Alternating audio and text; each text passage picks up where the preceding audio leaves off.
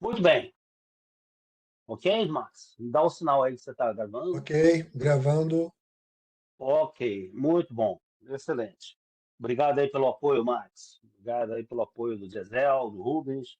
Né? Tivemos hoje um seminário muito legal, né, que eu recomendo a todos que entrem no site do Gisel sobre a questão das baterias, né, que a gente vem discutindo, né, durante essas nossas aulas, né, e foi muito educativa, foi muito conceitual, foi muito proveitosa, né? É a minha visão, né? Sou suspeito para falar porque como eu dou aula para o Gesel também, né? Mas foi muito legal. Recomendo entrarem no site do Gesel para assistirem, né, essa apresentação sobre a questão das baterias, né? Que é uma discussão que a gente tem feito, né, ao longo dessas nossas aulas sobre a questão do equilíbrio carga de geração, né, que a gente vai tocar sempre, né, nesses nossos encontros. Vou compartilhar aqui com vocês.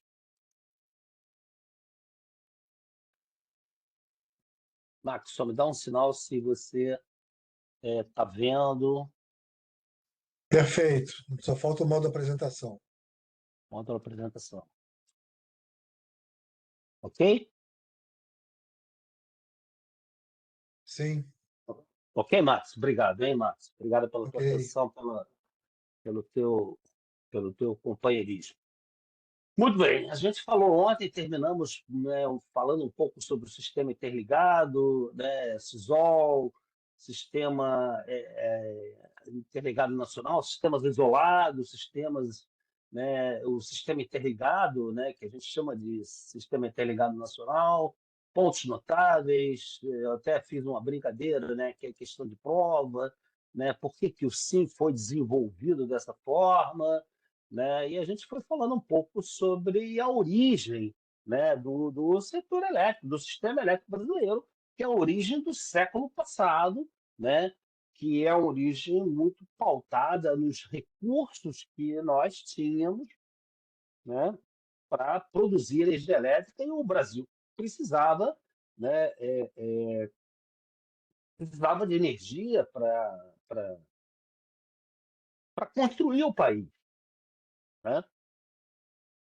Então, falamos sobre um pouco sobre isso, né? Um pouco sobre a experiência que nós tivemos com a academia americana e canadense. Academia não, os profissionais, né? De um chamado Projeto Canambra, onde a gente aprendeu, né, muito sobre hidroeletricidade, né? Isso foi a nossa grande escola, né?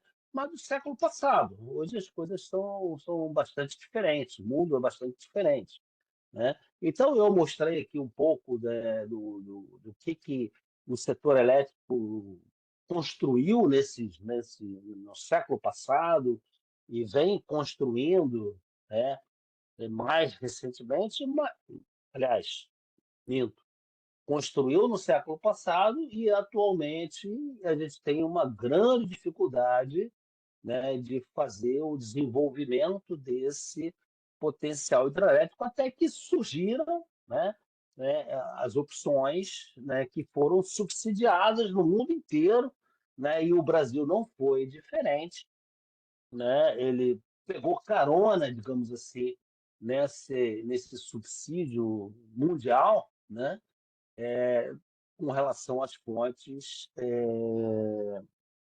que a gente tem mania de chamar, né? Tem um capricho de chamar de novas fontes renováveis, né?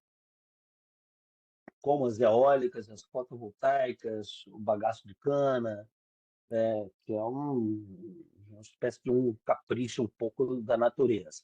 Falamos aqui sobre o sistema, tal, falamos sobre como é que ele foi sendo desenvolvido, as hidrelétricas, que a gente foi aproveitando, construindo grandes reservatórios, reservatórios de acumulação de água, né? Falamos sobre isso, né? Água acumulada para produzir energia, né, que a gente já viu como que eu produzo energia com água acumulada, a evolução do sistema de transmissão, né, que foi crescendo ao longo dos tempos, né, até chegarmos a essa situação. Hoje teve uma discussão muito interessante. Eu acho que vocês não devem perder essa oportunidade de entrar no site do GESEL e ver sobre a questão, as questões elétricas, né, que surgem, né, por esses diversos elos de corrente contínua que foram, né, é, é, parece um paradoxo, né? O setor elétrico, o mundo inteiro começou a desenvolver a energia elétrica com corrente alternada, e agora tem diversos projetos de corrente contínua, né? Por conta da eletrônica de potência, do desenvolvimento da tecnologia, né? Isso traz diversos problemas de natureza do comportamento elétrico do sistema, porque nunca esquecer daquilo que eu estou falando o tempo inteiro, o equilíbrio carga e geração. Geração igual a carga, né? Então, hoje foi muito interessante um trabalho, né, apresentado pelo pessoal da COP, né, sobre os estudos que eles fizeram, né, sobre o comportamento das baterias, como é que as baterias se inserem no sistema elétrico, né, e as diversas alternativas, né, de contingências, né, que podem acontecer no sistema de potência. Falamos aqui do potencial hidrelétrico, da capacidade de armazenamento, né? E falei também, né, sobre, olha, foi o que a gente conseguiu fazer no século passado e um pouquinho nesse início de século, né? Nós estamos aí em 2024, né?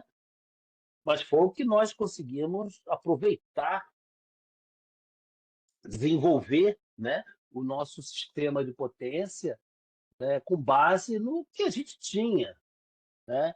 E eram os recursos que a gente tinha, né? Então, eu parei aqui e fiquei de mostrar para vocês uma estatística muito interessante de uma palestra muito recente, né? Que ela é super interessante, né? Quando você pega, hoje, vocês entrando no site do GESEL, né? E olhando o site da Abrajet, né? Eles fazem uma estatística bastante interessante sobre o que o mundo produz, né? O que o mundo produz em termos de energia elétrica? Então, você pega a China, por exemplo, 60% da capacidade de produção da China é carvão. Ah, mas eles têm muita eólica, tem muita fotovoltaica, tem muita hidrelétrica. 60% é carvão, né? 60% é carvão. Você pega a Rússia, 17%, 44%, né? 45% é gás, 18% é carvão. Tem nuclear pra caramba. Só 17% é renovável, hidrelétrica e fotovoltaica. Aí você pega os Estados Unidos, 16% é carvão e 43% é gás, né? E 18% nuclear. Aí você pega o Japão, 30% é carvão. É engraçado isso, né? Então, joga nas costas do Brasil, joga nas costas do terceiro mundo, né? Ah, vocês têm que resolver o problema da mitigação das fontes poluentes, né? E o Brasil, nós vamos ver que ele é muito diferente. Nós fizemos o dever de casa, só que nós temos o seguinte: nós temos uma realidade. Potencial hidrelétrico é da ordem de 250, né, gigawatt, né, de potência instalada. Infelizmente, esses dados, né, são dados que acabam não sendo atualizados, né, porque, né, como eu tenho comentado com vocês, a história da hidroeletricidade no Brasil, ela é uma história do que está se dissolvendo, né? Então, em compensação, né, nós temos onshore, eólica, 143, que depois viraram, digamos assim, 522, um número meio arredondado, né? 522 gigas, tecnicamente viáveis de eólicas onshore, ou seja, cataventos que têm vento, né, dentro da terra, dentro do país, para poder produzir energia. Só aproveitamos 0,68.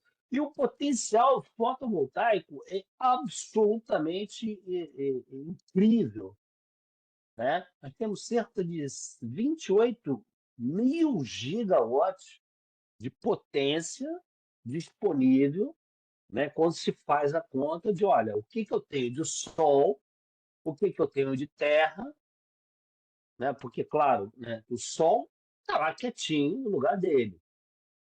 A gente que se mexe em torno do sol, né? Todo dia e durante as estações do ano. Mas o potencial que a gente tem de fotovoltaica é absolutamente impressionante.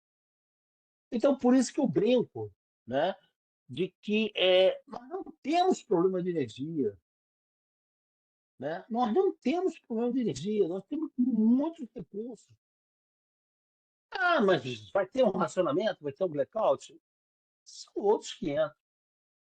Né? É a gestão de aproveitar essa energia, de como se aproveita, né? Como é que se opera o sistema. A questão agora que essa discussão que está lá no site do GESEL, né, que foi muito rica hoje, sobre a operação elétrica das baterias, como é que as baterias operam, como é que não operam, como é que podem contribuir, como é que podem não contribuir.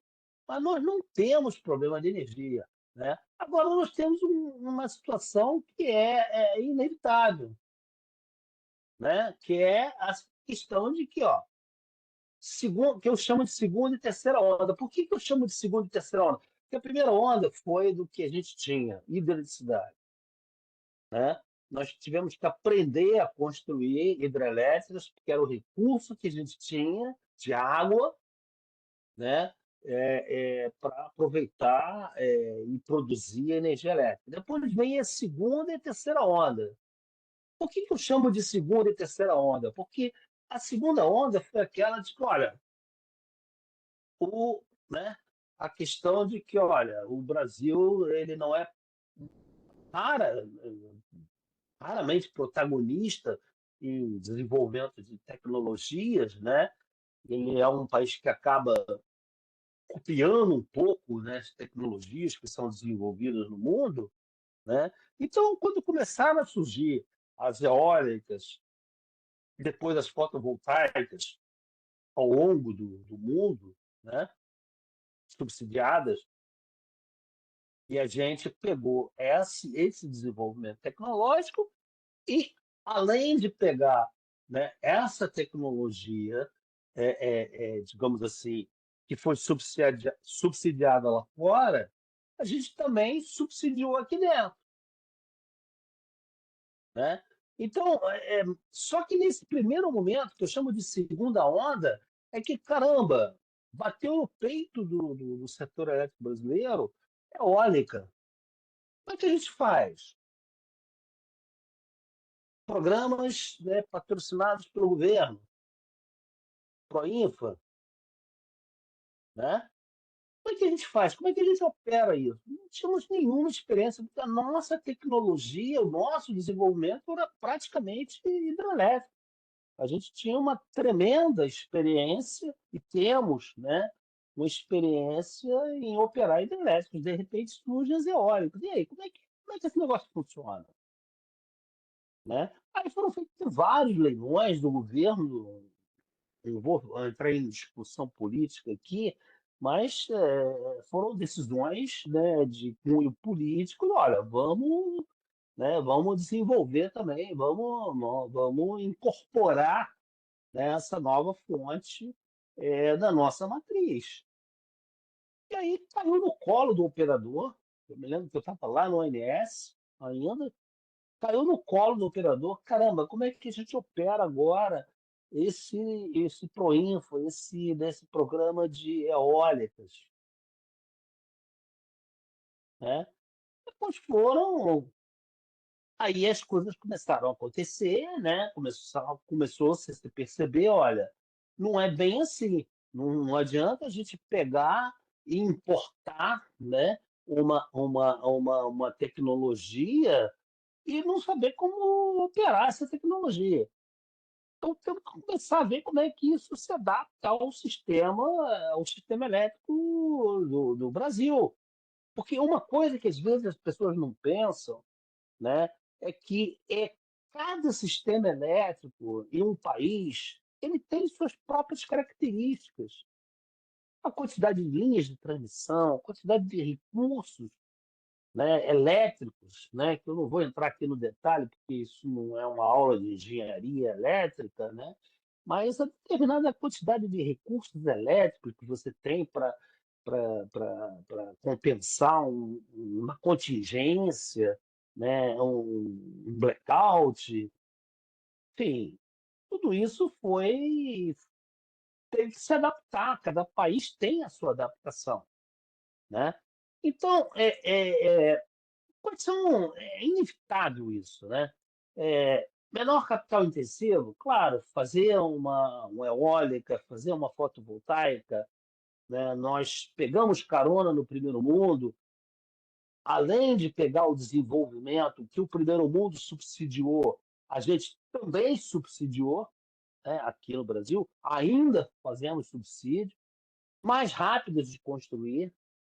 Hoje, né, as eólicas, as fotovoltaicas, elas entram antes do sistema de transmissão. Foi o que hoje ficou claro, né, lá no seminário que o GESEL promoveu, né, uma evidência, né? A própria Sumara, lá do ONS, ela comentou isso, e outros colegas também comentaram, né? Caramba, a gente consegue hoje construir uma eólica, uma fotovoltaica, que ela fica pronta antes do sistema de transmissão. A própria EPE também concordou com isso, o que é um problema seríssimo, né? Você, caramba, eu tenho geração e não consigo escoar essa geração, né? Aí gera o tal do curtailment, né? Que é a palavra da moda, é o momento da moda. Menor risco construtivo? Não há dúvida, né? Entre construir uma hidrelétrica, que você tem que mexer com pessoas, você tem que transferir pessoas, você tem que transferir cidades, né? Você tem que fazer um movimento enorme, né? É diferente de você pegar e fazer uma fazenda eólica, né? Debaixo das eólicas você pode continuar produzindo, né? Agricultura, né? Você pode ter até boi, né? Até gado, né? Então a fotovoltaica não tanto, né? Porque você acaba ocupando um pouco espaço, você tem um risco construtivo muito menor do que você fazer uma barragem, do que você ter que movimentar pessoas, né? Então, não tem jeito, né? Eu converso com alguns colegas jurássicos, que nem eu, né? Que ajudamos a construir, que participamos da construção, né, do sistema hidrelétrico brasileiro, né? E eu digo para eles, cara, não tem mais, não tem como, né? É muito mais fácil você construir uma fazenda eólica, uma fazenda fotovoltaica, do que construir uma hidrelétrica, até mesmo a reversível. O pessoal do GESEL não me puna por isso, mas até mesmo a reversível, né, que o GESEL fez um trabalho importantíssimo, né, construir um relatório de inventário, né, das reversíveis, mas a verdade é que você tem que, né, quando você faz uma hidrelétrica, você tem que mexer com gente, você tem que mexer com, né, deslocamento de pessoas, diferente, né, de uma eólica, de uma fotovoltaica. Existe hoje, criou-se um preconceito, né? Primeiro, atração do capital local e fundos de investimento, né? Então, claro, esses fundos de investimento, eles estão sempre, né, buscando, né, ó, uma taxa de retorno, né, atrativa, né, um tempo, né, muito rápido, né? Eu tenho, né, um retorno muito rápido do investimento, eu tenho um risco menor, é claro que isso tem um interesse, né? E criou-se, né, um grande preconceito contra os grandes reservatórios, né? Porque o nosso sistema, apesar dele ser, eu vou mostrar, né, tem uma estatística que eu vou mostrar daqui a pouco, né, da predominância da hidrelétrica, mas ela foi uma predominância construída no século passado, onde nós não tínhamos outras coisas a não ser fazer hidrelétrica. Foi o que os americanos, os canadenses, né, principalmente os canadenses, os americanos, nos ensinaram a fazer, né? E agora tem o pré-sal, né? O pré-sal é um momento interessante porque você tem aí uma descoberta de gás, de um potencial de gás gigantesco para produzir energia elétrica, né? Então, esses são os dramas que nós vivemos no nosso sistema elétrico atual, no século atual, né? Então, nós construímos no século passado um sistema predominantemente hidrelétrico e as coisas foram mudando, né? Foram mudando, né?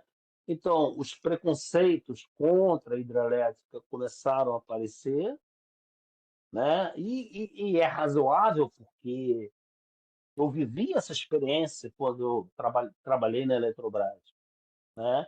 O deslocamento de pessoas, o que que você tem que fazer para relocar uma cidade, né, as questões ambientais, né, que você tem que mudar, né, na, na ictiofauna do sistema, enfim, é uma complicação enorme. Mas era o que a gente tinha. Hoje, é diferente, né? Diferente porque a gente tem uma alternativas bastante importantes, né, como, né, o recurso de sol e vento.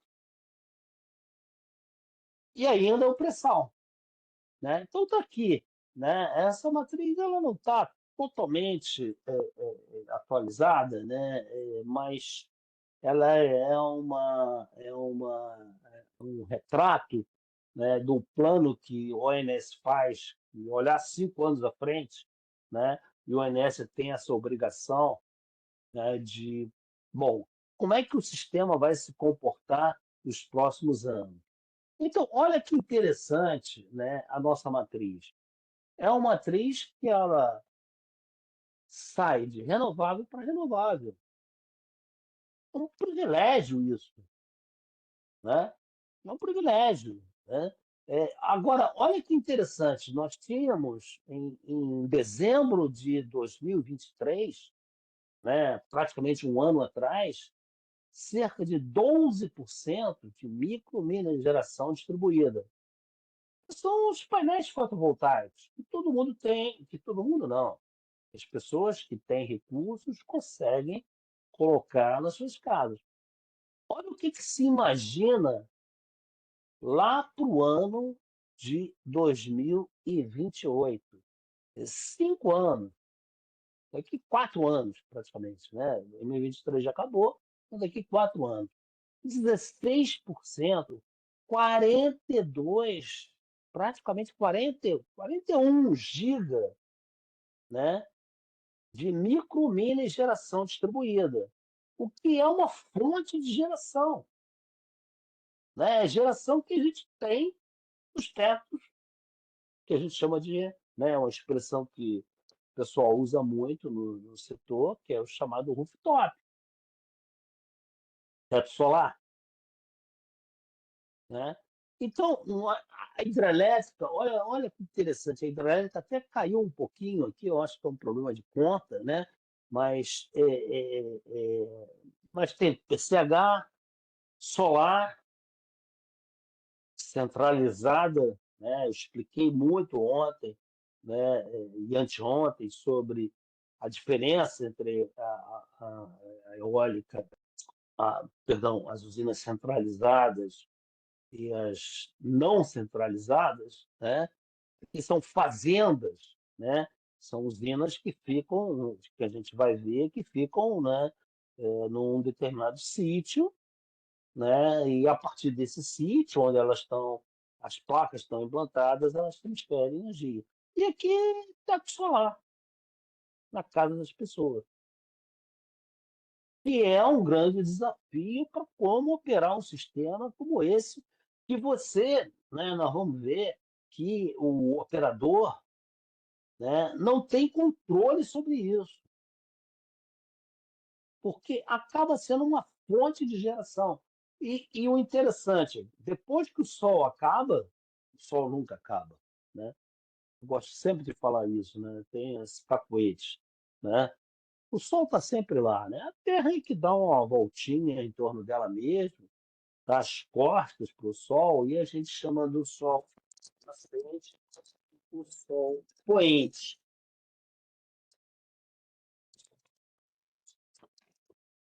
né? Então tem o sol nascente e o sol poente. A gente tem mais recursos fotovoltaicos e menos recursos fotovoltaicos. Então, essa é a expectativa que a gente tem, essa é a nossa previsão de uma matriz, né, que ela parte, né, ela em 2023, quer dizer, um ano atrás, ela era uma matriz renovável e vai continuar sendo uma matriz renovável. Se você pegar os estudos de planejamento da EP, você vai ver que isso continua, né? Não tem outra expectativa a não ser, né, termos uma matriz renovável, né? Então, uma matriz termorrenovável, o que eu chamo de termorrenovável? Eu tenho uma participação termoelétrica importante? Tem. É preciso? É. É cara? É. Mas não podemos demonizar, né, esse recurso, né? Tem muita gente que demoniza, né, a termoelétrica, mas a gente não pode demonizar a termoelétrica, né? Então, uma matriz termorrenovável,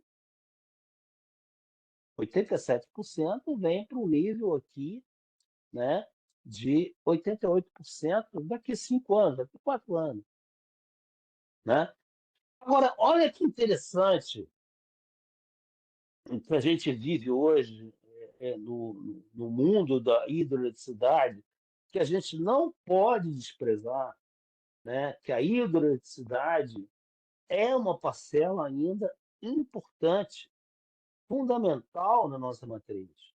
Porque foi assim que a gente construiu no século passado. Era o recurso que a gente tinha.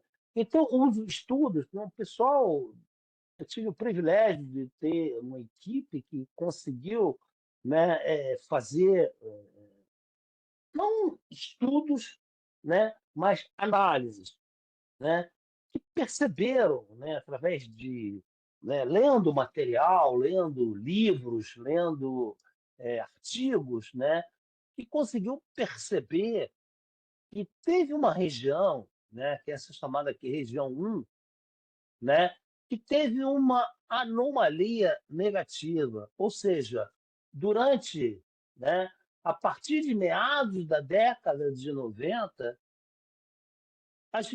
eles perceberam, né, fizeram estudos, vazões abaixo da média. Hidrelétrica, nós vamos ver, né, que depende de água, né? Então, os caras começaram a estudar esse troço e falaram, caramba, e tem uma outra região aqui que é chamada, que eles chamaram, né, apelidaram de região 2, mudanças de comportamento a partir de meados da década de 70. 70, foi quando o Brasil foi campeão, né? Vazões acima da média. Caramba, que troço é esse? Que comportamento é esse? Né? Porque nós construímos um sistema, nós construímos um setor com muita hidroeletricidade. Esse negócio de sol e vento é recente. E a gente tem bastante, graças a Deus. Né? Então, o que o pessoal percebeu? Caramba, teve um comportamento muito diferente entre essa chamada região 1 e a chamada região 2. Por incrível que pareça, isso foi muito bom, né? Porque uma região compensou a outra. Enquanto nós tivemos uma crise, né, uma anomalia, poucas vazões, né, nessa chamada região 1, nós tivemos uma anomalia positiva, quer dizer, muita chuva nessa outra região, embora em tempos diferentes, né? E tem uma história muito interessante, né? Quando a gente milita no setor elétrico, que é o chamado, né, foi o que a gente aprendeu, né, lá com os canadenses, com os americanos, né, o chamado período crítico, né? Uma coisa que eles nos mostraram, olhando a história da hidroeletricidade, das vazões, da hidroeletricidade, né? E teve um momento no passado que eles chamavam de período crítico. Período crítico é um período onde você tem, né, os estoques de reservatórios, né, que de repente abaixam, sobem, abaixam, sobem, abaixam, sobem, né, até o momento que chega aqui no final, né, no estoque total. Isso foi estudado, foram estudos que foram construídos, né, para entender a hidroeletricidade, que era o que a gente tinha. Naquela época não tinha esse negócio de eólica. O mundo não tinha isso. Eólica e fotovoltaica. Nem bateria, nem pensar em bateria. Né? Então, esse foi um conceito muito importante que os americanos, canadenses, né, e americanos nos ensinaram o seguinte, cara, vocês têm que se preparar para uma situação chamada período crítico. Né?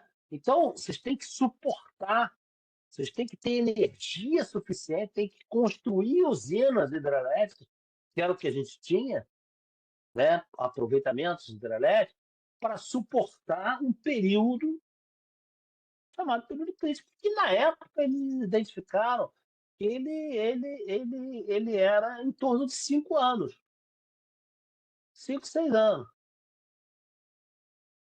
Aí, o que aconteceu agora recentemente, e eu fico perplexo, né, porque o ONS não fala mais nisso, né, mas foi um dos últimos trabalhos que eu apresentei no ONS, foi identificar que, caramba, nós estamos num segundo período crítico. E levamos 57 anos para acontecer esse período crítico. 57 anos. Nós vivemos um período, né, hidrológico desfavorável, que foi de junho de 49 a novembro de 56, né, que é o chamado período crítico. Por que eu brinco aqui de período crítico oficial? porque ele é o período crítico que o pessoal usa para poder fazer as simulações de energia assegurada, energia garantida, né? Então, os contratos estão associados a esse período crítico, né? Então, se der tempo, eu até mostro isso, mas vocês devem ter tido uma cadeira de comercialização mais específica, mas eu posso voltar a falar nisso, né? Então, esse foi um período que foi oficialmente estudado e decretado, olha, nós vamos nos preservar, nós vamos, né, estar preparado para esse período, né, que foi a história de 49, né, até 56. Só que agora, quando chegou em 2011, quer dizer, 57 anos depois,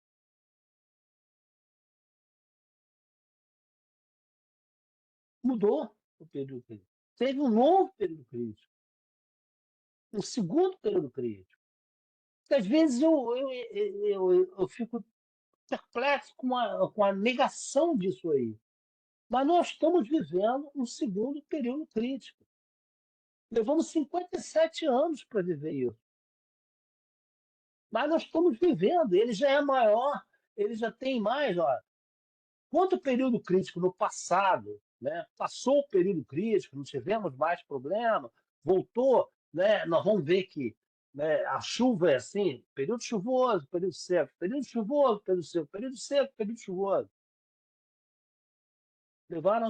Nós levamos 57 anos para viver um novo período crítico.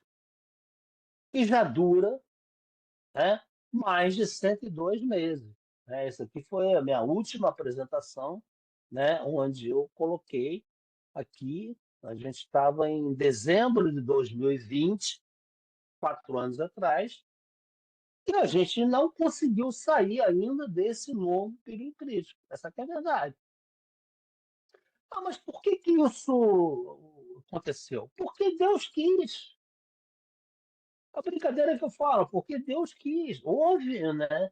Houve esse momento em que, olha, todo ano a gente sabe, a gente vai ver que, olha, chuva, seca, seca, chuva, chuva, seca. Todo ano é assim.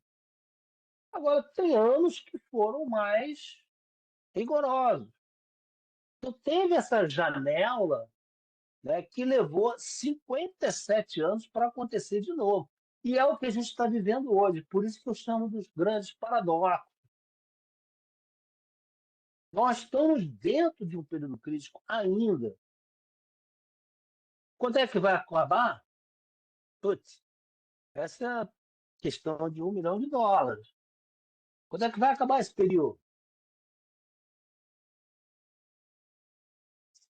Antes vai ver a bonança do período crítico.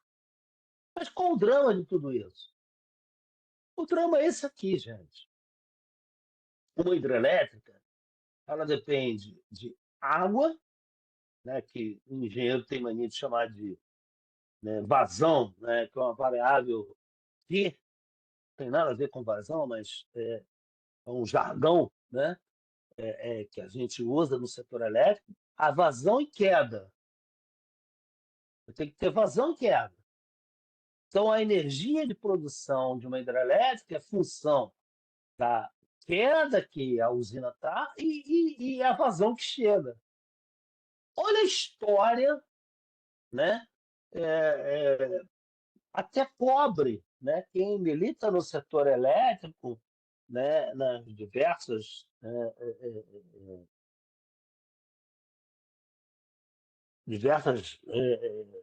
atividades do setor elétrico, né? É o que a gente chama, né? Também na economia tem isso, né? Um pouco, né, chamado série histórica, né? Então nós temos uma série histórica de vazões muito pobre, de 1931 para cá. Ah, mas como é que era esse negócio em 1931? Pô, lá, papel né, de padaria, um papelão, o cara anotava né, quanto tinha de vazão.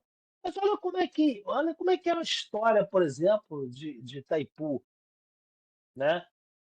1931, muita chuva, pouca vazão, né? Muita vazão, pouca vazão, né? 1980, menos.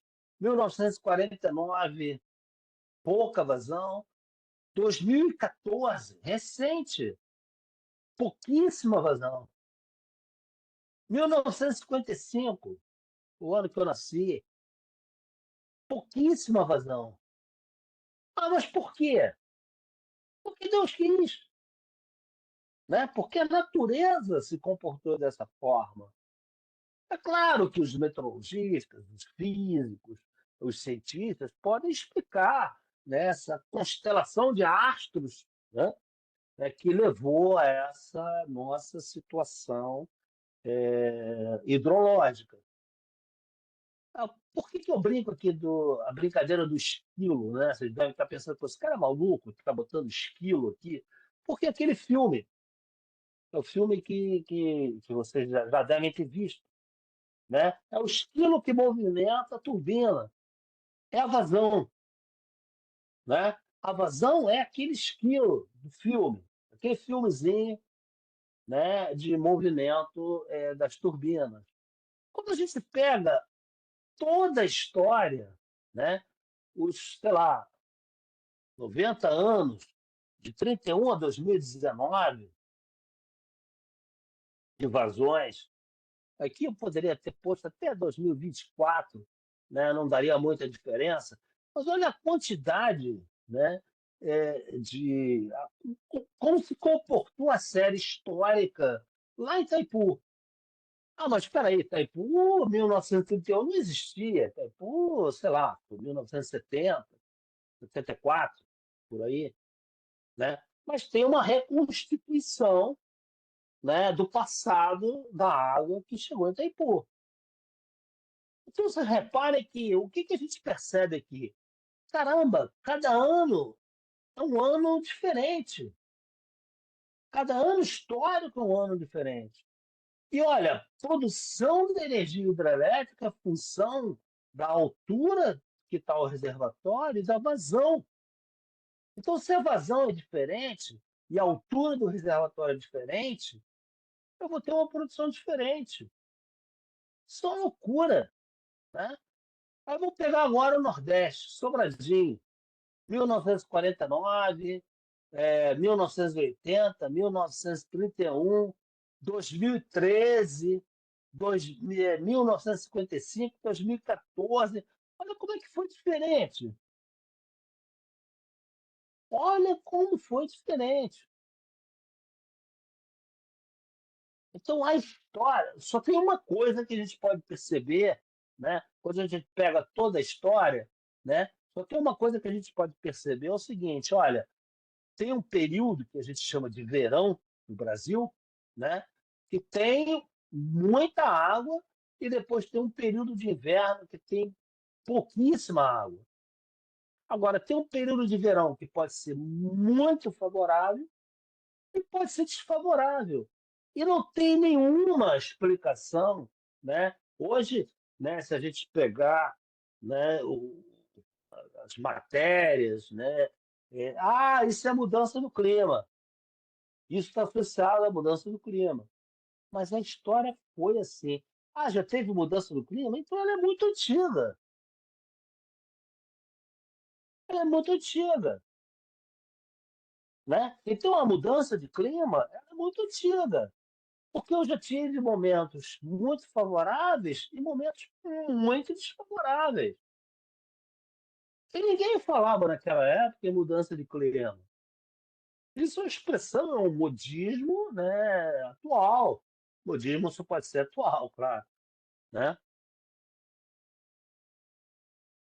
Agora, a única certeza que a gente tem é que, olha, eu tenho um momento em que eu tenho uma probabilidade, uma chance de ter muita chuva, e aqui uma chance de ter pouquíssima chuva. É o que a gente chama de estação chuvosa e estação seca.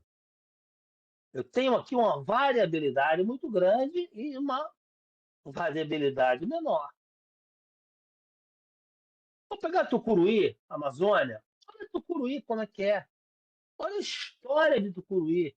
Ah, mas Tucuruí não estava pronto em 1931. Tá bom, mas eu vou lá atrás, né? Os engenheiros sabem fazer essa conta e dizer, olha, o que teria acontecido em Tucuruí, o que teria acontecido em Tucuruí em 1955? O que teria acontecido em Tucuruí em 1932? Por que que eu tenho que fazer isso? Porque eu tenho que fazer previsão, né? A hidrelétrica, ela é basicamente uma função de água, chuva e queda. É o que produz, são os esquilos, é a história dos esquilos. Os esquilos são o quê? É a água que chega no reservatório. Então, quando a gente pega, por exemplo, Tucuruí, olha que interessante, né? Olha que maluquice que foi a história de Tucuruí, né? Aqui não, menos, mas também teve momentos menos ruins e momentos mais ruins. Então, eu tenho uma dispersão muito grande no verão, uma dispersão menor no inverno. Olha a Amazônia, também lá em Santo Antônio. Olha que loucura. Posso ter de tudo. Aí agora, recentemente, por exemplo, o pessoal falou, ah, mas lá no Madeira, está a maior seca da história, né? O rio secou, né? O rio Madeira secou. Mas secou no passado também. Ah, um,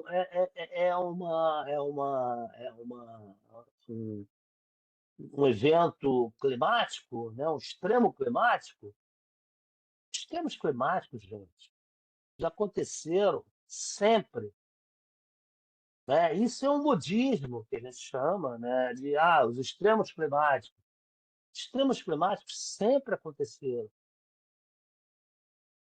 E por que que eu falo isso? Porque a gente viveu, a gente construiu um sistema e a gente precisava de hidrelétrica. Então, esse negócio de extremos climáticos, né, é um pouco de modismo. Ah, mas espera aí, o senhor está fazendo uma negação de que a Terra, o mundo está passando por uma situação climática? Não estou fazendo essa negação. Não estou fazendo, de jeito nenhum. A gente tem estatísticas, né, de aumento de temperatura, queda diminuição do degelo, né, tanto dos Andes quanto dos Alpes. A gente está passando por momentos climáticos extremos, muitos temporais, muitos tornados, muitos furacões, mas isso também já existia no passado. E está aí a prova, né, cabal de que, olha, esses eventos, esses extremos climáticos aconteceram. Ah, mas então a Terra já está, né, esfarrapada há muito tempo. Pode ser, mas não podemos achar, né, que, olha, isso nunca aconteceu. Já aconteceu. Essa que é a verdade, já aconteceu. Muito bem. Agora vamos pegar fator de capacidade da geração eólica no Nordeste. Olha que interessante isso. Por que que eu estou pegando fator de capacidade? Fator de capacidade é uma relação, né, de quanto você produz, né, em média ao longo do ano.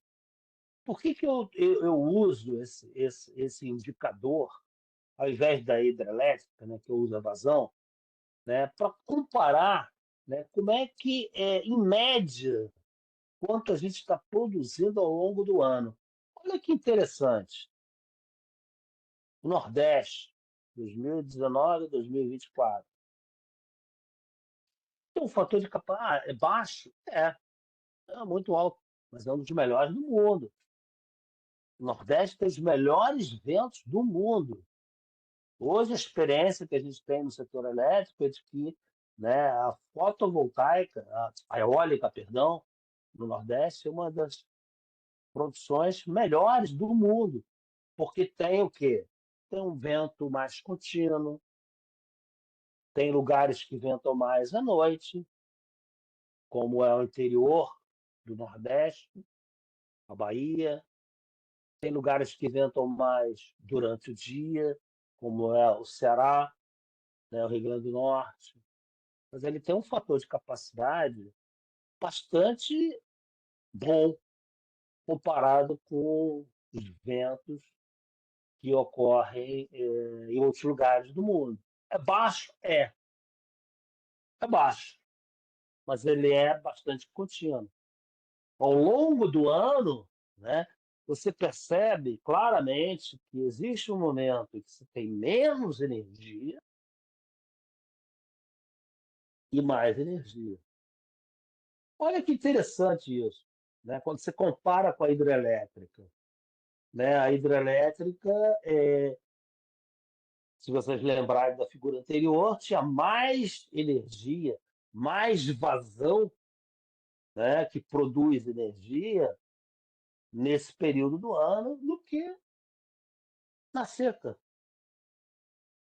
E na seca é onde venta mais. Olha que interessante, esse país é fantástico em termos de produção de energia, né? Porque quando está chovendo, tem menos vento. Quando está em seca, tem mais vento.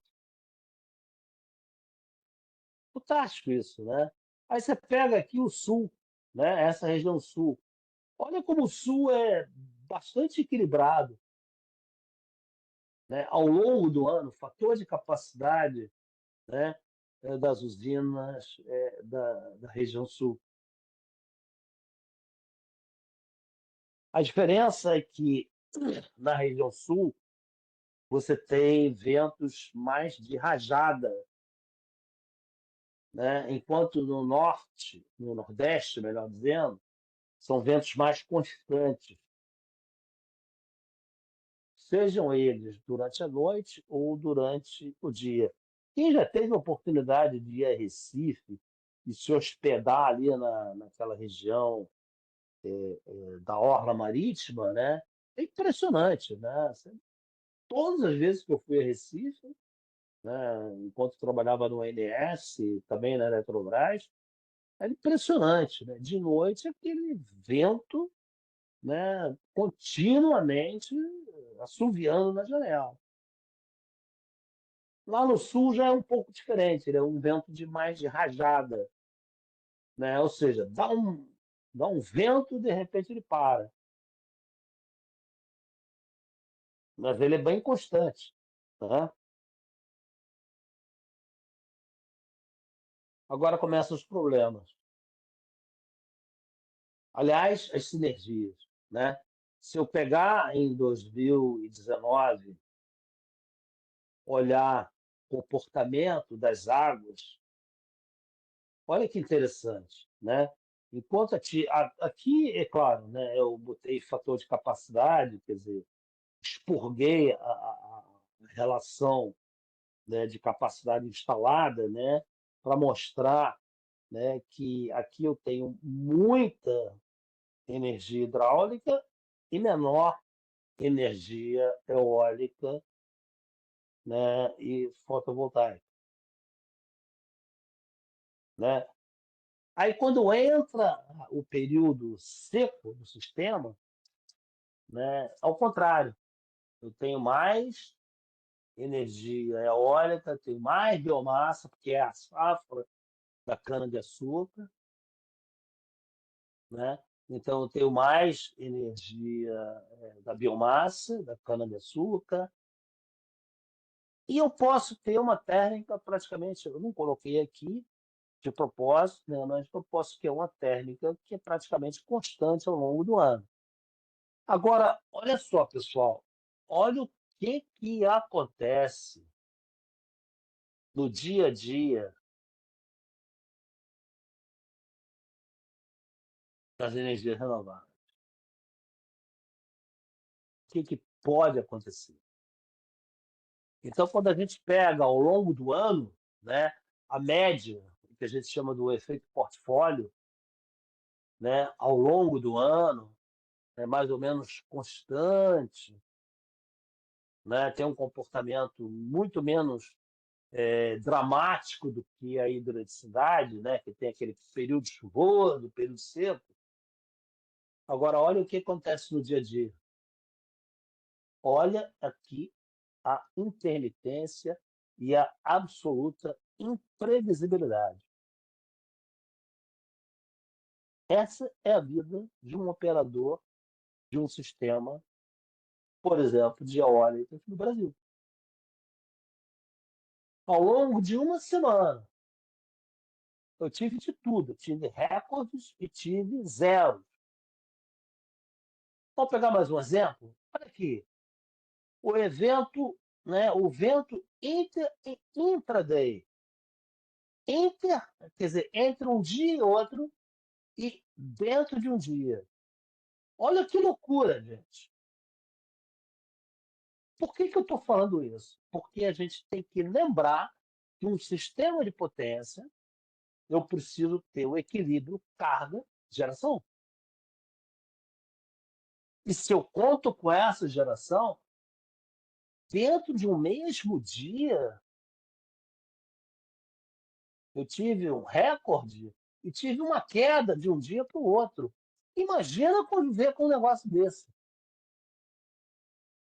É uma loucura.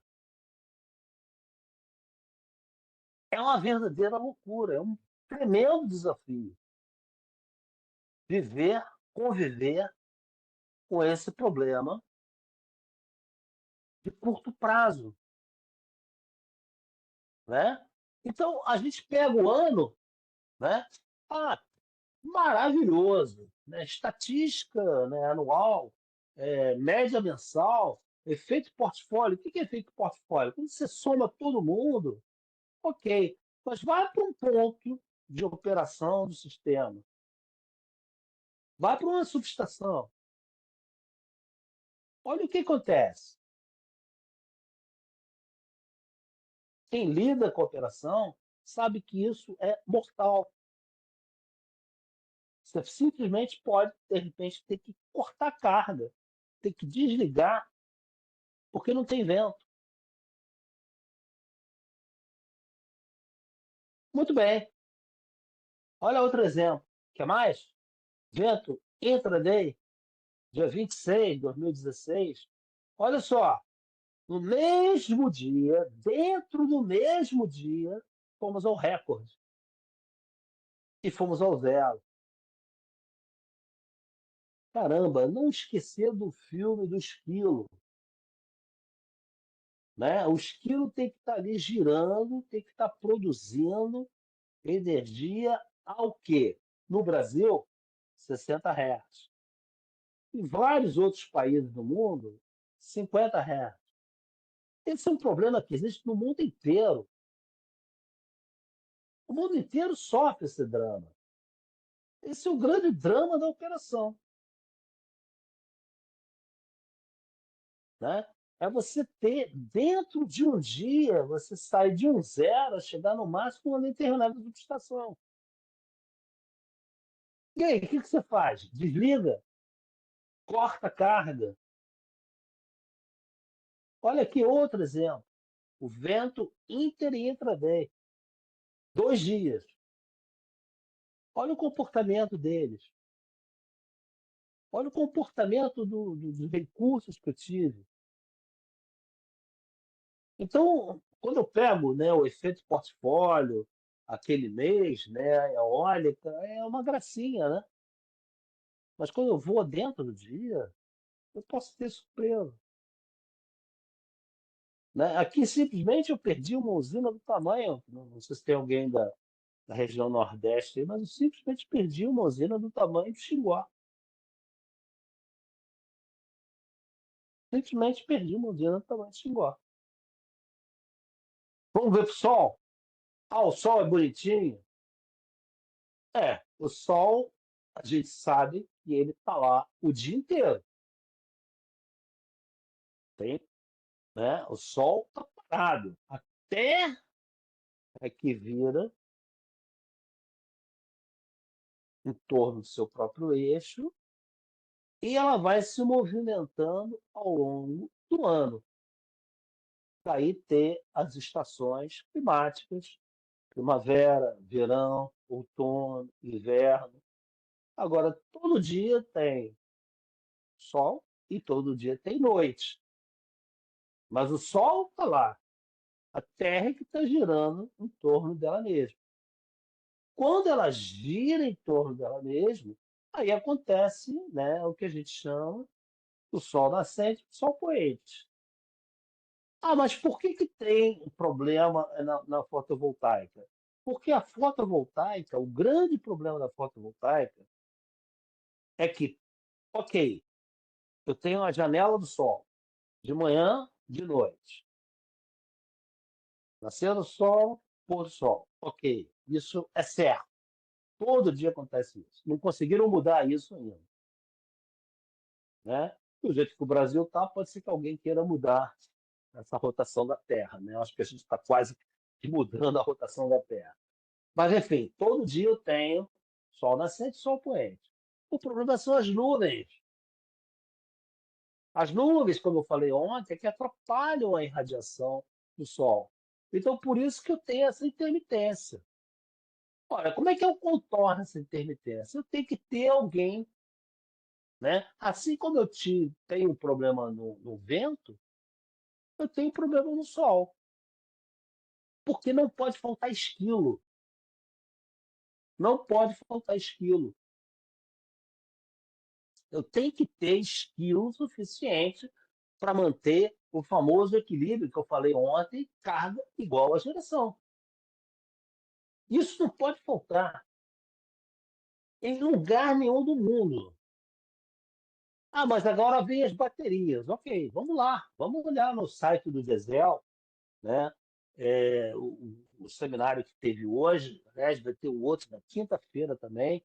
Hoje foi um seminário mais sobre a parte física das baterias, né? E na semana que vem uma parte muito importante sobre a questão da regulação, né? Então, existem problemas físicos. Em cada ponto do sistema tem ali um momento em que eu tenho uma nuvem que atrapalha aquela fazenda eólica, atrapalha aquela residência, né? A micro mini geração distribuída está bombando. Bom, mas tem horas que tem nuvem, tem horas que tem chuva, tem dias nublados, às vezes uma semana nublado. Então eu não posso contar com aquela fonte de geração. Essa é uma curva interessante, né?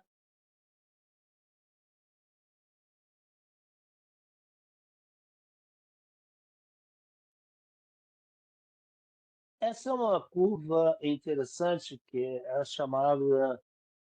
Tem alguém fazendo alguma pergunta? Bom, só estou eu, Jéssica e o Max aqui, né? O resto do pessoal, acho que. Vou voltar aqui.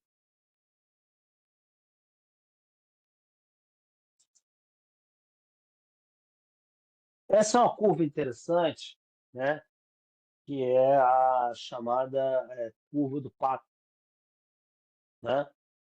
A curva do pato que ela foi se tornando quase que um ganso, né? Que ela foi, à medida em que foram se desenvolvendo, isso aqui é uma curva da Califórnia, né? À medida que foi ampliando a capacidade de geração fotovoltaica, né? Eu fui tendo uma carga líquida cada vez menor, né? O que é a carga líquida? Eu abato da carga, né? Vamos dar uma paradinha para ver se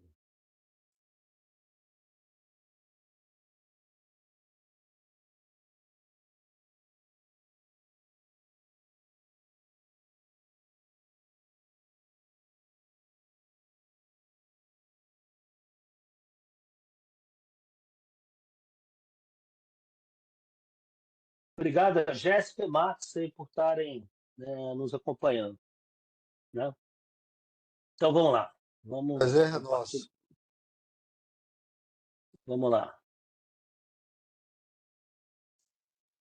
Então essa é o que a gente chama, né, da história da Califórnia, né, que é uma história que foi a evolução, né, do desenvolvimento, né, das usinas eólicas, né? Então aqui tem 2015, 2016, 2017 até 2023, ano passado, né? Então olha que interessante, né? Por isso que a gente chama de curva do pato, né? Porque ele tem o formato de um pato. Isso é a carga líquida, né? É que durante essa janela, né, que começa, sei lá, por volta de 6 horas da manhã, né, você começa a ter uma insolação muito grande e a mini geração, né, e a Califórnia investiu bastante nisso, né, ela desloca, né, a carga que o sistema interligado, o grid, teria que entregar.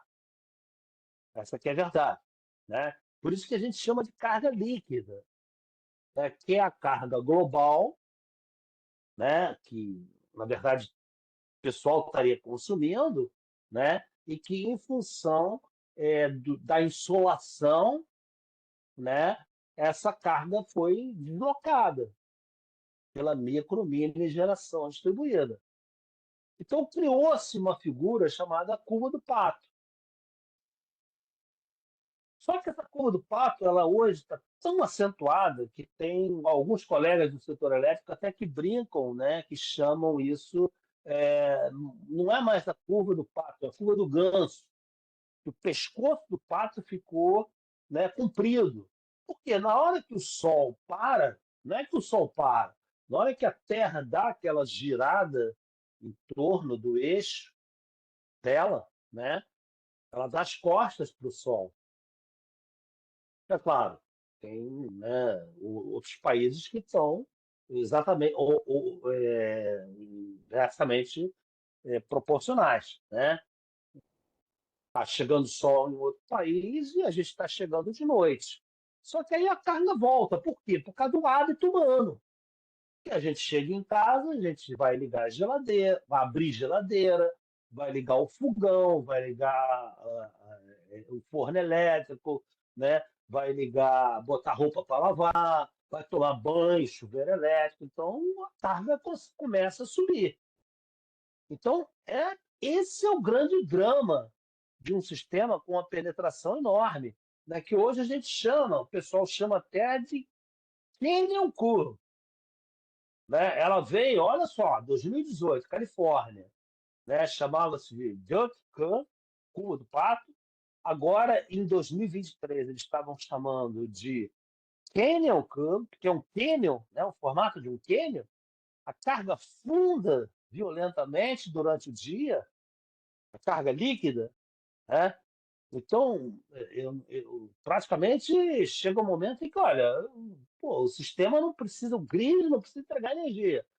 E agora tem o advento das chamadas baterias, né, que o Brandão, do Gesel, ele gosta muito de usar essa expressão chamada que agora a gente está ensinando o pato a voar, né? Porque esse é o grande. Hoje, o seminário de hoje, né, eu convido vocês a entrarem no site do Gesel, né, e quinta-feira que vem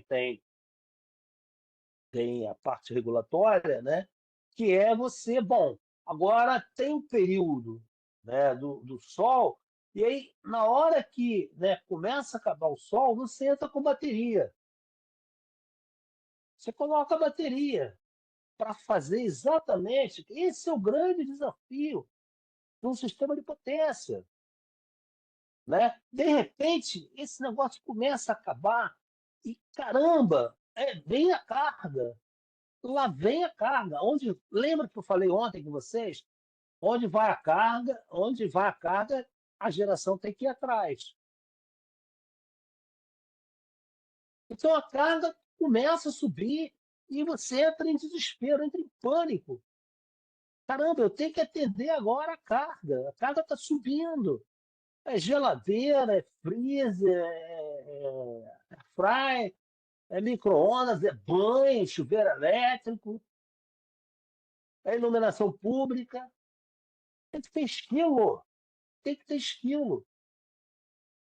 Então agora o mundo inteiro está com esse drama. Isso não é um problema só do Brasil. O mundo inteiro está tentando resolver isso. E a grande aposta é na questão das baterias. Olha, tem esse pescoço aqui, né? Que já os colegas brincam, né? Que não é mais um pato, né? O pescoço do pato é esse aqui. Agora é o pescoço do ganso, o cânion, mas agora vem com o recurso da bateria. Mas aí eu tenho que viabilizar a bateria.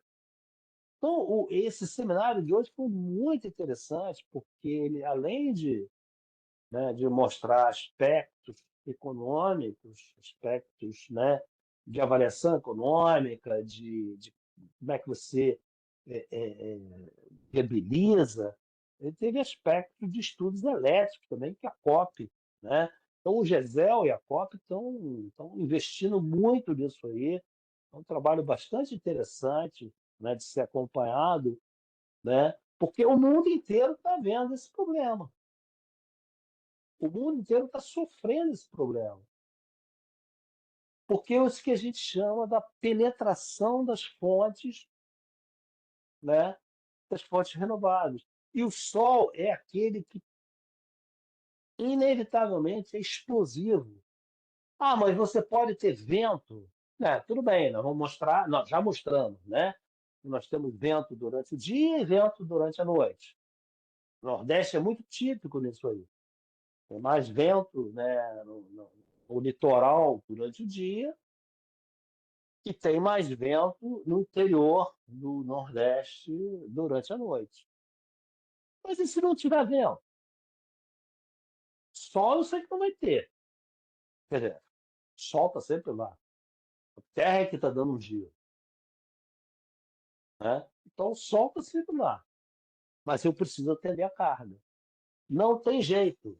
Carga, a geração tem que correr atrás dela. Então, por isso, esse advento, né, que o mundo inteiro está enfrentando, né, das grandes baterias. Né? Hoje, o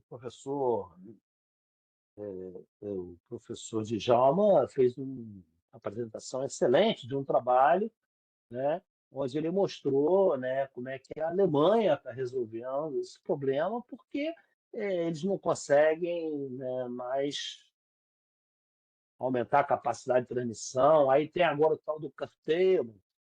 O que é o curtailment?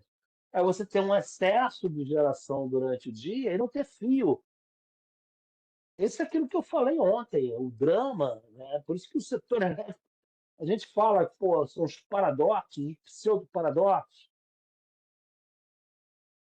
né? Por quê? Porque, pô, de repente, tem hora que você tem tanta geração no sistema, né, como nesse momento aqui, né, e onde você não tem fio para escoar essa geração. A micro, mini geração distribuída. São os tetos solares. Aí vem a questão da bateria. Ela é econômica, não é econômica? Qual o papel dela? Como a gente regula ela? É um trabalho bastante interessante, né? Essa aqui é a nossa, esse é um registro do ONS fez no domingo, né? Que fica muito claro, né? O patinho, né?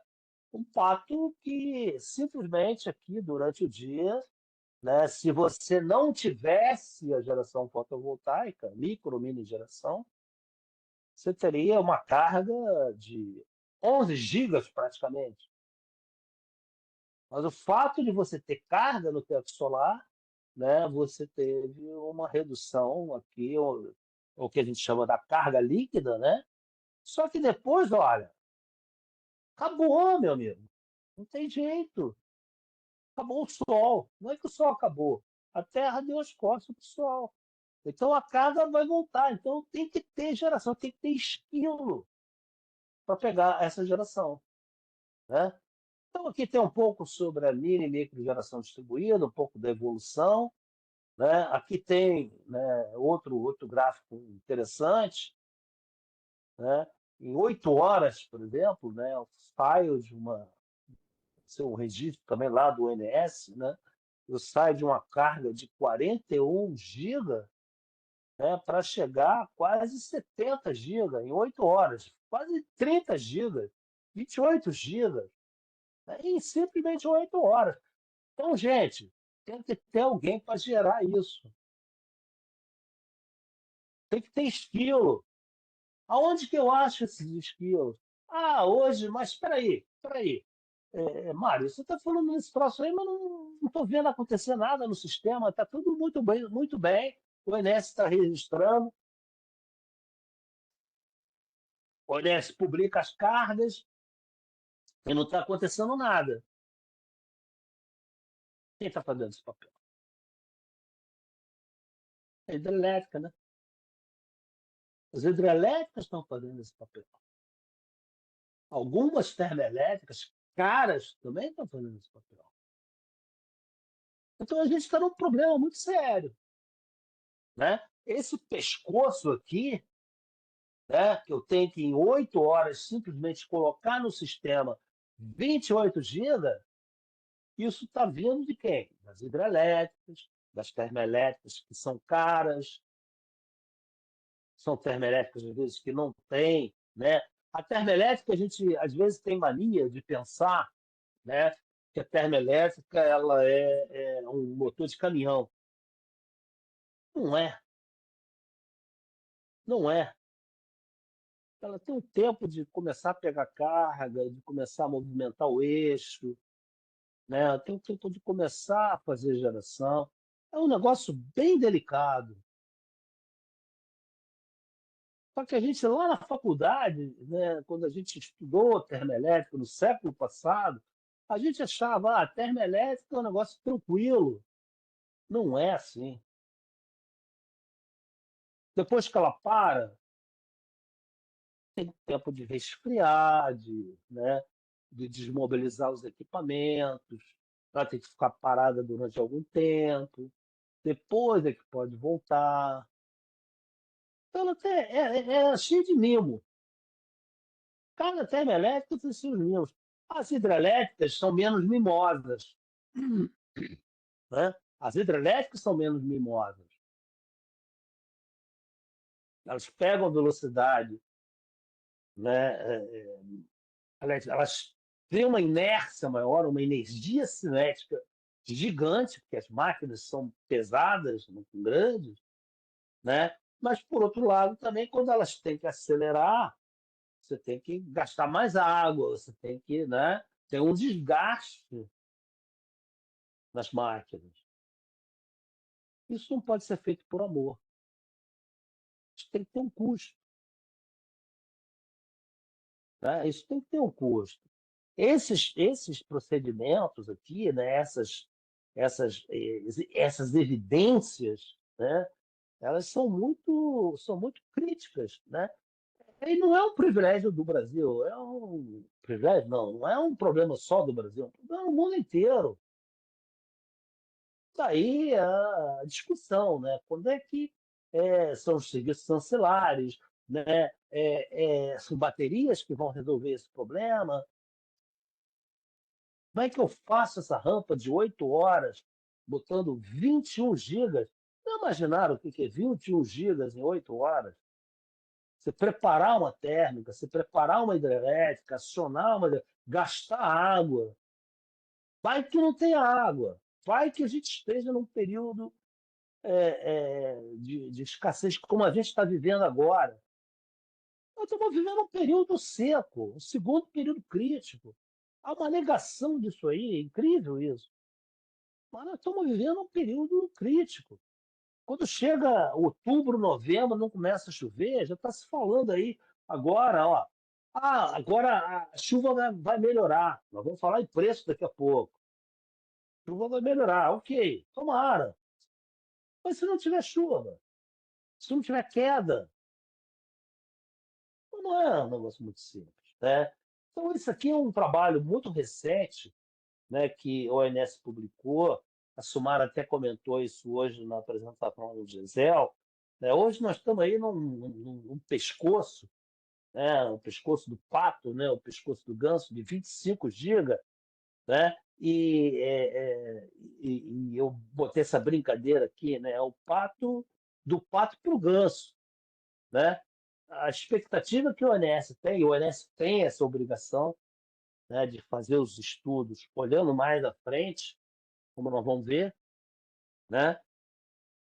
Simplesmente em 2023, não, aqui, perdão, aqui é janeiro de 2024 e aqui janeiro de 2028, né? Daqui 4 anos, simplesmente dobrou, praticamente dobrou. Ah, mas por que dobrou?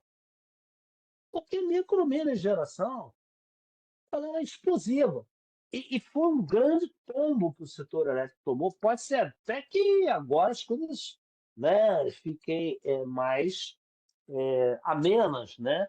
Porque está se falando aí importação de placa, né, de colocar impostos em cima de placas, não sei o quê, né? Talvez diminuir, né? Só que tem uma grande discussão hoje no setor, né? E aí? Competitividade da indústria, né? Das empresas que fazem esse tipo de serviço, que competem com as distribuidoras, né? Então, tem toda uma discussão que está começando, mas esse aqui é um estudo que o ONS produziu, né, um pouco antes de toda essa discussão aí de que o governo vai taxar a importação de placa. Mas e a indústria brasileira vai conseguir responder? Vai conseguir atender? A distribuidora vai competir com as empresas que produzem, né, que entregam, né, que fazem a micro, mini geração, que todo mundo quer ter mais barata? Eu produzo a minha energia durante o dia, eu tenho crédito, né? A gente tem crédito, né? Quem produz energia, teto solar, tem crédito de energia. Então, isso aqui, gente, é um cenário assustador, né? É um cenário desafiador. Eu saí de 25 para simplesmente 50 GB em 4 anos. Aqui o pato, né? A carga e a geração fotovoltaica, o pato virou, né? Ele, né, virou pato, virou talvez até mais do que um pato, mais do que um esquilo, um ganso, né? Aqui outro trabalho interessante que o ENS fez também, mostrando, né? Isso é um trabalho interessante que está no site do ENS, né? Mostrando essas rampas, né? Amplitudes diárias e expectativas de amplitude diárias, né? O chamado PEN 2024, né? Que é um documento que analisa 5 anos à frente, né? Mostrando as expectativas de rampas, variações horárias, que alguém vai ter que resolver, ou com hidrelétrica, ou com bateria, ou com termoelétrica. Qual é a termoelétrica? Ah, a termoelétrica flexível, né? Ela existe. O mundo inteiro está, né, aperfeiçoando, se desenvolvendo em termoelétrica flexível. O que é termoelétrica flexível? Aquela que pega a carga rápido, não tão rápido quanto uma hidrelétrica, mas ela pega uma carga, ela começa a produzir energia de forma mais rápida que uma térmica, por exemplo, a carvão, por exemplo, a biomassa. Mas isso tem um custo, né? Uma vez eu estava dando uma palestra num seminário de comercialização, né? Onde eu falei sobre essa questão das termoelétricas, né? Aí teve uma pessoa da plateia que disse, olha, Mário, desculpa, mas a gente já tem essa terra. O mundo já tem essa terra. Só que ela custa dinheiro. Né? Ela é uma reserva, como se fosse uma reserva quente. Ela custa dinheiro, não é barata. Vocês querem esse tipo de serviço? Tem que pagar por isso. A hidrelétrica, não, então deixa a hidrelétrica fazer. Tudo bem. A hidrelétrica está fazendo. Ah, ela tem uma remuneração? Tem. Mas hoje está todo mundo reclamando dessa remuneração. Porque você acelera a hidrelétrica, para acelerar uma hidrelétrica, para botar ela para produzir mais, você tem que acelerar, você tem que gastar água. Você tem um custo. Esse custo não está sendo adequadamente remunerado. E aí, o que o pessoal quer? Fazer por amor? Então, esse é um trabalho interessante do INS, né? Então, recursos distribuídos, mais ou menos isso, né? Isso é um resumo, né? Do que a gente chama de recursos energéticos distribuídos, né? Hoje, né, você tem, eu diria, um presente mais já bem, né, evoluído, né? A geração centralizada, né? Então você tem aqui as fontes fotovoltaicas, eólicas, hidrelétricas, um sistema de transmissão, né? Simplicidade no fluxo unidirecional, você atende a carga, né? A gente, qual a expectativa que esse futuro praticamente já chegou, né? Ele já chegou. Você tem hoje uma confusão no sistema elétrico no mundo inteiro, né? Você tem eólica injetando, você tem armazenamento, bateria entrando, você tem fotovoltaica, você tem indústrias com autoprodução, né? Que ora consomem, ora fornecem, né? Então você tem residências, né? Que fornecem energia, tem, né? Você tem relógios bidirecionais, como eu falei ontem. Então, esse são o que a gente chama de recursos distribuídos. Né? E o grande desafio, né, o dilema do planejador, nós vamos ver que nós temos dois dilemas: o planejador e o operador. O dilema do planejador, né, bom, eu vou apostar nas redes, né, os recursos energéticos distribuídos. Ok, alta inserção, tenho alta inserção. E o que aconteceu? Alta inserção, ok. Apostei na alta inserção de recursos distribuídos, diminuí, né? Diminuí a necessidade do grid, né? Diminuí a necessidade de colocar sistemas de transmissão. Por exemplo, a Alemanha hoje está sofrendo isso. No seminário do GESEL, claro, né, o professor Djalma comentando sobre o problema da Alemanha, que olha, a Alemanha não tem jeito, não consegue mais fazer linha de transmissão, tem que fazer bateria. Fazer bateria. Eles não têm jeito. Eles não conseguem mais ter licenças para fazer linhas de transmissão. Então, se teve uma alta inserção, ok, acertei. Agora, se for uma baixa inserção, eu não tive, né, os recursos distribuídos. Problema de suprimento. Vai faltar o quê? Faltou grid, faltou geração centralizada. Então, esse foi o depoimento lá dos colegas, né, da EPE nesse seminário de hoje. Faltou geração centralizada, faltou grid. Caramba, eu não previ isso. Qual é a dor do ONS? Caramba, eu tenho grid, eu tenho sistema de transmissão para isso ou não? Agora, se eu, né, apostei numa baixa inserção, eu posso sofrer dois dramas também.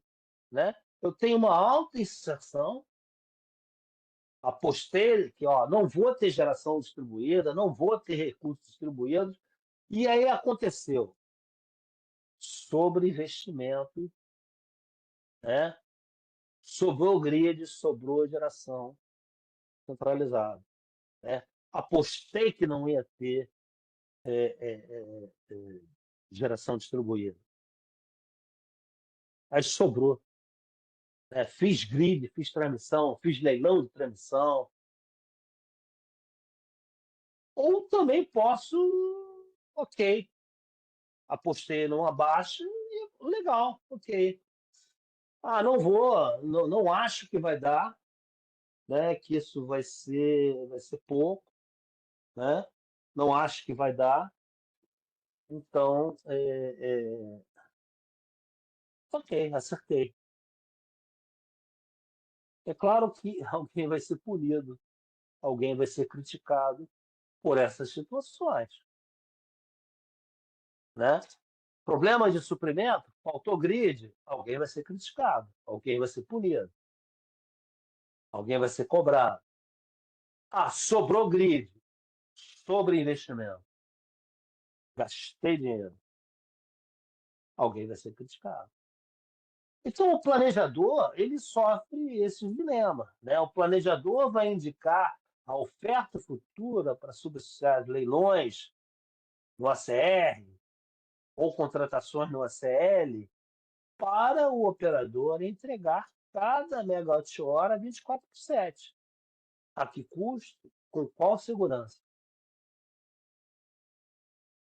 Esse é o conflito, esse é o desafio de integrar planejamento com operação. O operador quer, precisa, né? Ele tem a obrigação de entregar 24/7. Carga igual geração. Bati isso durante todas as aulas. Carga igual geração. Frequência, 50 ou 60 Hz, dependendo do país. Mas o planejador tem que entregar isso. Ou entrega grid, né? Ou simplesmente aposta que, olha, eu não preciso desse grid, eu não preciso dessa geração centralizada, porque eu vou ter uma geração distribuída, RED, né? Recursos energéticos distribuídos. Ah, eu vou ter micro, mini geração. Como é que isso evolui? Explodiu, simplesmente foi mais de 10.000% que a gente teve nos últimos anos no Brasil em termos de micro, mini geração distribuída. Ninguém imaginava isso. Ninguém. Mas e agora? Vem. Ah, porque ontem, por exemplo, saiu uma matéria, anteontem, acho que foi anteontem, saiu uma matéria dizendo que a China, não falar o país, mas enfim, alguém estava fazendo dumping, né? Alguém estava fazendo dumping nas placas fotovoltaicas. E aí tinha que proteger a indústria brasileira. Como é que a gente lida com isso? Como é que o planejador lida com isso? Então, o dilema do operador do sistema, né? Agora com as novas renováveis, né? Como é que convive com isso? É smart grid? É off-grid? Né? A operação de si, como é que ela fica? Né? Então, eu tenho aqui, né, as fontes fotovoltaicas, a micro-mini geração distribuída, que é a grande explosão, mas que agora a gente, é, o pessoal do mercado, o pessoal da carga, que faz planejamento de carga, previsão de carga, está aí entrando em desespero, né? E agora? Como é que eu planejo isso? Vem aí uma contenção, né? Eu tenho geração, outras formas de geração centralizadas, nuclear, térmicas, smart grids, né? Então, aqui essa para a gente tentar fechar, né, os paradoxos, os pseudo-paradoxos, né, da nossa matriz, é um negócio incrível, né? Porque eu tenho uma quantidade de inflexibilidade gigantesca no sistema. Tenho pequenas centrais, eu tenho biomassa, eu tenho eólica que eu planejo com uma determinada, esqueci de comentar, né? Mas eólica, biomassa, fotovoltaica, né? Eu planejo com uma história de 5 anos atrás. Eu faço uma projeção com a história dos últimos 5 anos. Só que na vida real, eu tenho que operar o sistema e acontece aquilo que eu mostrei para vocês. Eu, de repente, não tenho vento. De repente, simplesmente tem um zero. Mas como é que eu faço isso daqui a um ano, para daqui 2 anos, 3 anos, 4 anos, 5 anos? Como é que eu planejo o sistema? Né? Então, eu tenho um grau de incerteza muito grande de como planejar o sistema, que é a chamada, né, inflexibilidade, ou a chamada previsão com base numa história de 5 anos atrás. Não dá para fazer isso com vazão. Até porque a gente aprendeu a fazer previsão de vazão. Mas eólica, fotovoltaica, biomassa, a gente não sabe como fazer próximos 5 anos, 10 anos. Então, a solução menos ruim, é muito criticada, mas foi a menos ruim, é simplesmente chegar e dizer assim, cara, vamos supor que a geração dos próximos anos seja igual ao dos últimos 5 anos. Ah, poderia ser 4, 3, 2, 1. Poderia. Mas foi um grupo de trabalho que foi montado lá em 2011, por aí. Eu até participei desse grupo. Uma discussão longuíssima. Como é que a gente faz projeção?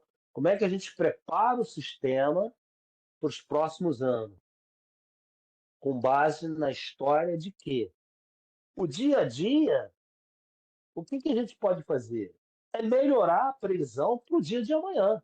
É o que a gente vai mostrar na próxima aula.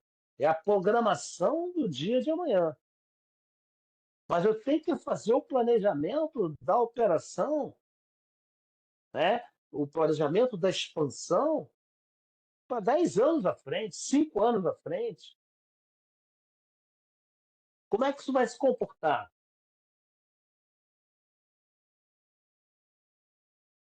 Então, esse é um grande drama, um grande dilema. Né?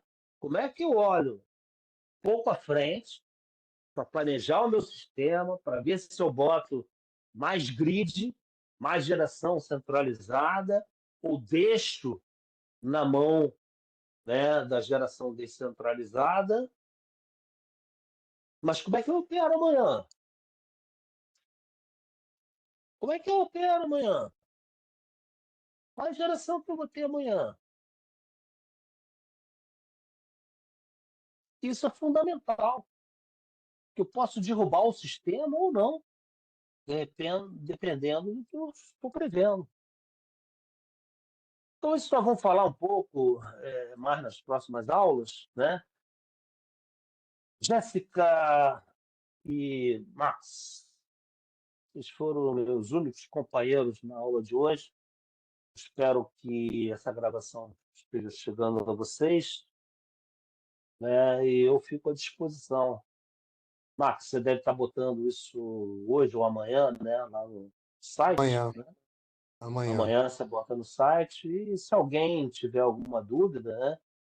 Realmente, de 9 alunos, só a Jéssica está participando, o Max, meu auxiliar.